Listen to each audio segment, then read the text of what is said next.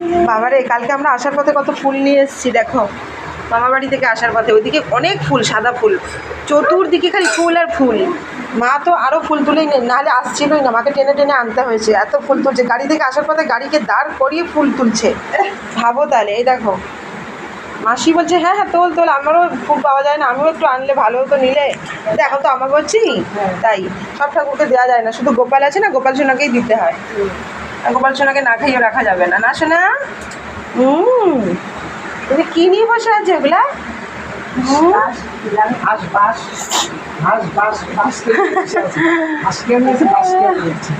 হাঁসটা তো খুবই ছোট ঘুমা, তোর খেলার জিনিস, খেলার সাথী, ভালো জিনিসই পেয়েছি ওর খেলার জন্য।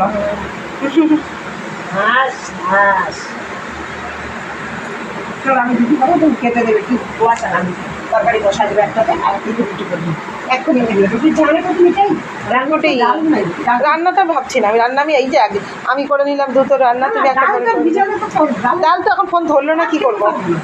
ফোন ধরলো না তো কি করবো? যদি আনে দেয় তাহলে করবো, না হলে কি করে করবো? না ফোন ধরে না তো ব্যাংক। আর ডাল ভেজা, ডালওয়ালা আনলে ডাল তবে না করবো, ডালের কথা বলে লাভ আছে? ডাল আনলে আনবে না তো কি করবো আমি?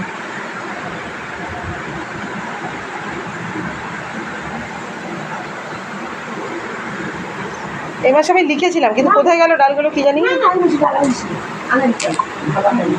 তাহলে মানে ছোলার ডাল লিখেছিলাম।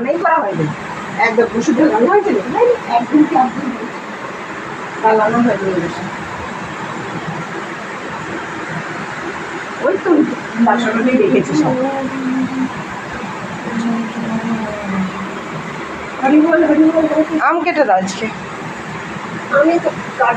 আমের সিজনে আম খাবে এখন ঢালোয়া। ও কাঁঠালের কথা বলতে হবে, বলে দিও বিশ্বজিৎকে পরে। ওই সুযোগে একটু কথা বলে নেবে, দরকারি টোকেন মোকেন সব কিছু নিয়ে কথা, বাস।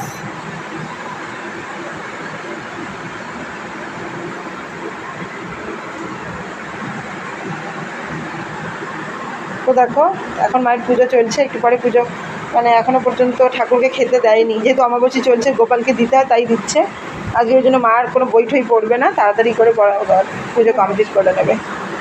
তো এখনকার মতো ভিডিও এখানে শেষ করলাম।